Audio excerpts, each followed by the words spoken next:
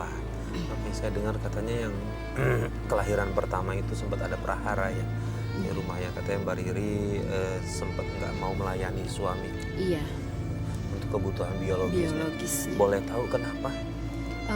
Mungkin karena itu kan kelahiran yang pertama. Jadi yang ada di pikiran saya rasa takut. Takut terjadi apa-apa sama peranakan saya, sama jahitan atau apa. Sampai memang jujur hampir 5 bulanan saya nggak melayani suami. Itu yang menjadi dia geram, dia marah, dia berpikir apalah tentang saya mungkin ya, memancing kemarahannya dia. Saya ribut hebat karena posisi saya saat itu memang tinggal di rumah orang tua, masih tinggal di rumah orang tua. Orang tuanya Saya, suami, oke. orang tua saya. Dia marah, dia segala apa dia bilang, saya nggak mau melayani dia karena udah ada orang lain apalah. Padahal kan cuma rasa takut. Cuma rasa.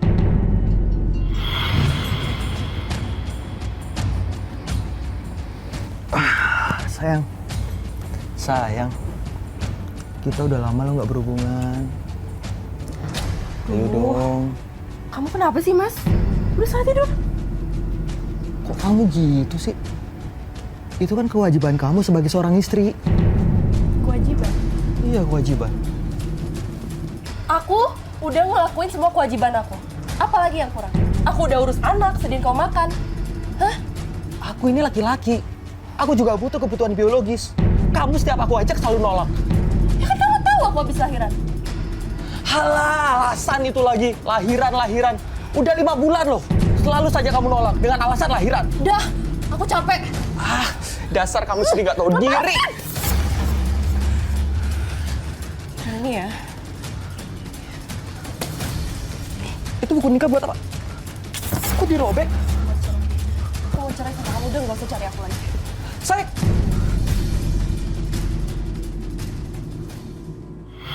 Nah, Pak Ustadz nih hukumnya bagaimana nih Pak Ustadz? Sudah pasti kalau saya melihatnya tidak ada komunikasi. Satu, cuma yang ditangkap suami beda, istri pun nggak berani ngomong itu. Nah, kalau seperti itu Pak Ustadz, kalau dalam urusan agama sudah tercatat dosa nggak sih istri nggak mau melayani suami? Jadi gini, kalau istri tidak ada uzur dan alasan syar'i, jadi hadis Nabi mengatakan begini, idza da'ar rajulu imra'atau ila firasi. Apabila seorang suami mengajak istrinya ke tempat tidur, tentu maksudnya adalah dalam konteks kebutuhan batini. Kemudian istrinya menolak, maka di penghujung hadis menyatakan malaikat akan malaikat akan menghukumi atau melaknat pada istri itu. Hadis ini harus dibaca tidak dalam makna teks, tapi harus dibaca kontekstual. Jadi kalau tadi masalah Mbak Riri itu sebenarnya masalah komunikasi. Inilah saya kira keawaman medis. Kan itu kan keawaman medis kan. Jadi kapan itu mulai darah nifas? Darah nifas itu adalah darah yang keluar ketika setelah melahirkan itu 40 hari. Berarti 2 bulan, taruhlah misalkan 2 bulan dan seterusnya. Maka suami perlu difahami, suami juga perlu harus memahami gitu, karena kebutuhan seksualitas suami istri itu kan ini harus difahami, ini tidak semata-mata pelampiasan batini saja, tetapi ini adalah bagian dari ibadah. Nabi suatu saat ada salah seorang sahabat bertanya pada Nabi, ya Rasulullah, apakah seorang suami yang mendatangi istrinya itu juga berpahala? Kemudian Rasulullah bertanya, bagaimana pendapatmu kalau ada seorang laki-laki yang mendatangi seorang wanita yang bukan istrinya, apakah dosa, apakah berpahala? Ya dia berdosa karena itu haram ya Rasul. Begitu juga kalau seorang suami mendatangi istrinya kemudian melakukan hubungan itu, maka itu juga berpahala karena itu beribadah. Harus dipahami. Lah kasus Mbak Ri tadi itu karena pada komunikasinya. Ya suami marah bisa difahami emosi karena kebutuhan biologisnya nggak terpenuhi kan sehingga kemudian amarah. Dan ketika istri sanggup melayani tapi tidak melayani dan suami meminta, maka itu berdosa karena pada hadis tadi itu.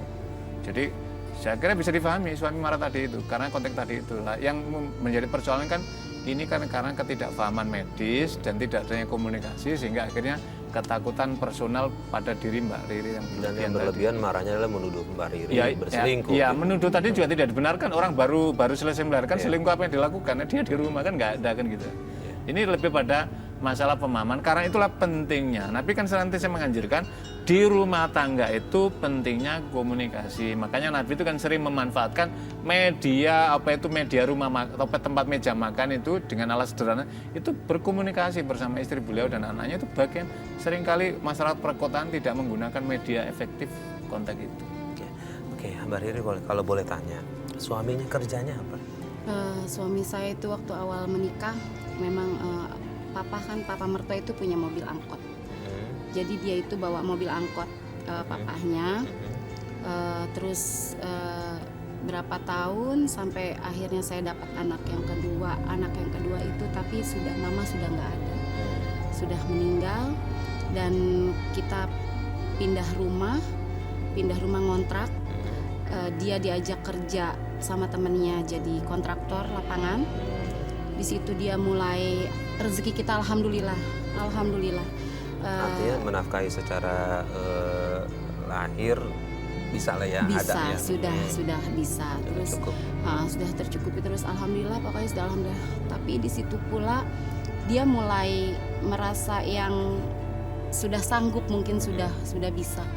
Tanpa saya sadari, tanpa saya berpikir dia akan berbuat seperti itu dengan alasan kerjaan. Maksudnya dengan alasan kerjaan, Mah, ayah pulang telat karena dikejar progres harus selesai sekian persen, jadi pulang agak pagi. Mah, ayah pulang telat setiap hari seperti itu. Saya pikir ya mungkin karena memang kerjaan, tapi di luar itu dia selingkuh. Kebetulan mertua itu tinggal di Jogja. Jadi kalau main ke rumah itu nginep, Mas.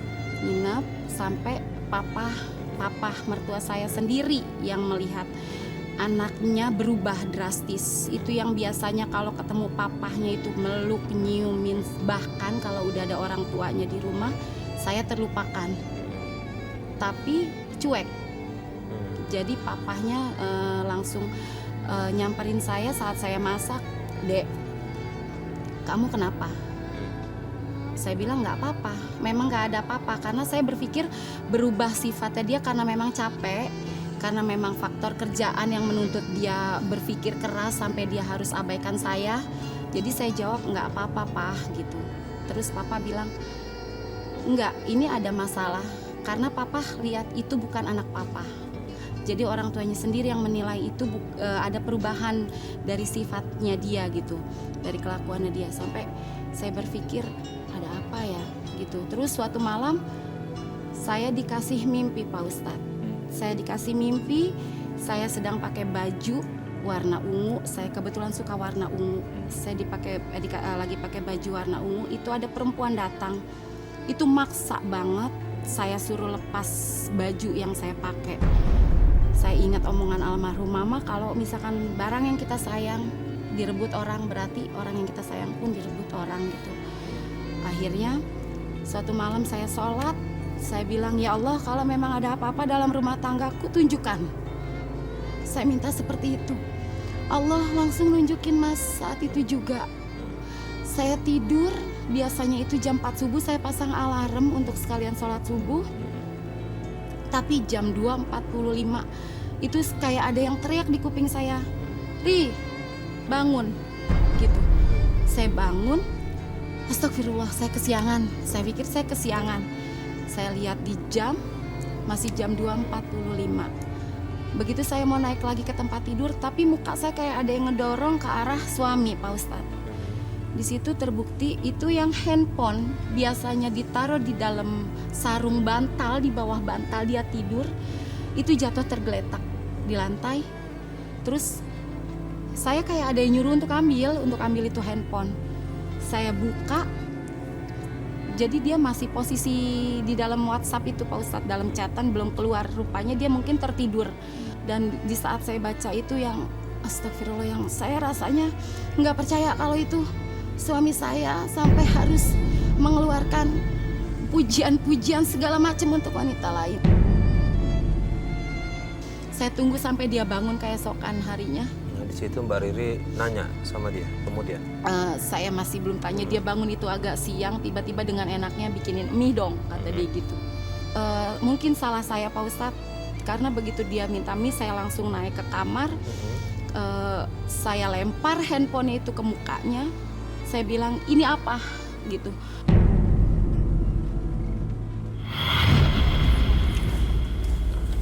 Ri. Oh, kamu di sini. Aku nyariin kamu dari tadi juga. Kamu diajak ngobrol diem aja sih. Bikinin aku mie dong, aku lapar nih. Kamu mau mie? Iya, mie. Ada yang salah. Aku mau makan mie. Loh. Handphone aku kok bisa ada di kamu sih? Kenapa? Kamu kaget? Kaget HP kamu ada di aku? Aku udah tahu semuanya. Aku udah baca semua WA kamu sama selingkuhan kamu. Gak, kamu sama. Kamu ngobrol apaan sih? Aku nggak paham. Aku mau cerai. Terserah. Aku mau cerai sama kamu, Mas. Serah.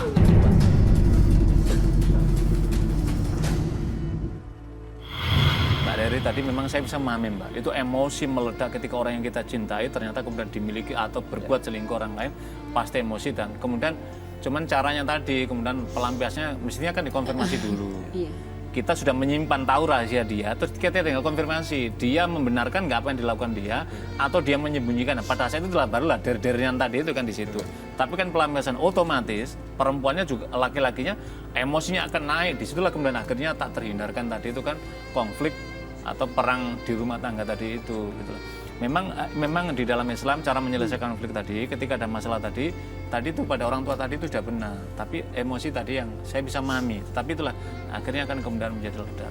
Yang kedua, memang begini, ketika suami tadi kan ada berkebutuhan khusus kalau kita bahasakan dengan cara lain, tapi kemudian ketika ke daerah dan berjumpa dengan istri, ada wanita lain yang menunjukkan kemanjaannya, perhatiannya, maka biasanya akan menggeser itu di puncak sukses biasanya.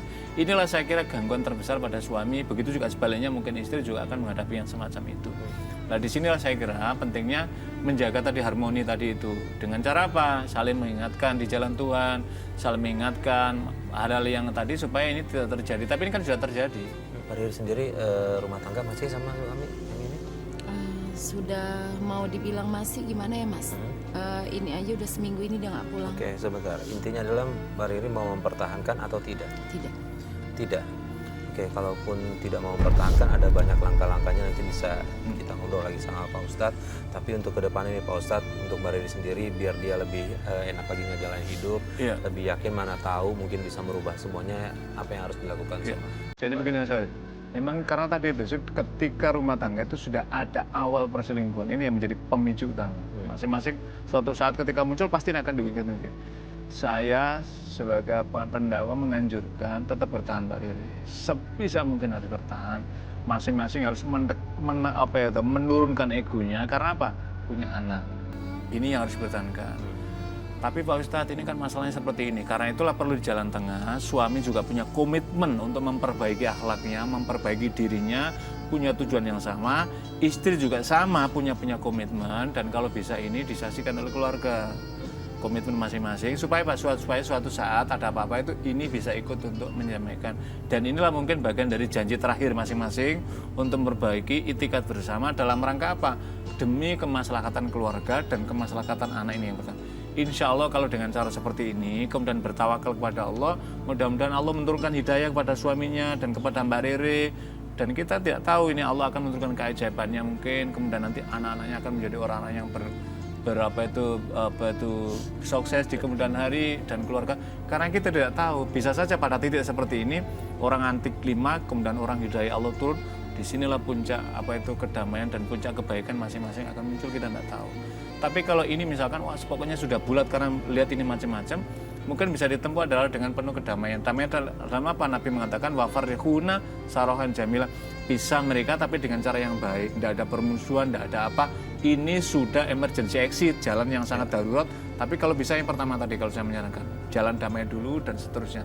Kalau ini sudah tidak buntu ya baru jalan tadi itu dengan yang cara baik, dicari kedamaian apa ya tadi ada pintu emergency exit yang diberikan oleh agama. Tapi Mas, sudah 3 kali dia mentalak saya, dia mulangin saya ke orang tua saya. Begini, kalau dia sudah secara sadar sengaja menyatakan saya talak kamu dan keluarga, maka ini sudah jatuh. Tapi kalau ketika sedang emosi amarah tadi ucapannya, maka itu di kalangan para ulama masih berselisih. Umar bin Khattab menyatakan sedang amarah tidak jatuh tolaknya. Tapi kalau dengan penuh kesadaran diri, suami mengatakan kamu istriku saya tolak atau Riri kamu saya tolak, udah dikembalikan ke rumah, apalagi sampai sudah 3 kali, maka sudah jatuh tolaknya. Dan ketika sudah masa iddah tadi dalam tolak tadi, iddah itu apa? Salah satu guru 3 kali masa haid atau 3 kali masa suci, berarti menghitung saja. Ini haid pertama, berarti haid yang kedua, haid yang ketiga, berarti haid yang keempat, jatuh dia. Masa itu sudah selesai. Di antara masa iddah ini suami tidak rujuk, artinya tidak kembali, maka sudah jatuh, selesai dia. Tapi kalau baru kamu saya tolak kamu, ternyata satu minggu kemudian hujan deras tidak berhenti, aduh kayaknya saya kangen, kembali masih bisa. Tapi kalau sudah expired, masa berlaku iddahnya selesai, maka sudah jatuh. Oke, artinya dari situ mungkin Mbak Riri sudah bisa memutuskan ya apakah dia sudah melebihi dari masa iddahnya atau tidak. Oke, gini, kalau soal lebih jauh lagi harus gimana ke depannya nanti kita bisa bicarakan lagi setelah ini. Karena mohon maaf durasi kita sudah terbatas. Terima kasih Pak Ustadz atas semua masukannya, semua nasihatnya buat Mbak Riri. Habis ini kita bisa ngobrol lagi. Tapi cerita dari Mbak Riri ini mudah-mudahan saya berharap menjadi pelajaran penting buat pemirsa di rumah biar tidak terjadi, tidak terulang apa yang menimpa dari Mbak Riri. Mbak Riri terima kasih banyak sudah bersama di Tawakal. Terima kasih. Dan pemirsa akhirnya sampai di sini Tawakal, saya Farid Hasan undur diri. Wabillahi taufiq wal hidayah. Wassalamualaikum warahmatullahi wabarakatuh. Waalaikumsalam warahmatullahi wabarakatuh.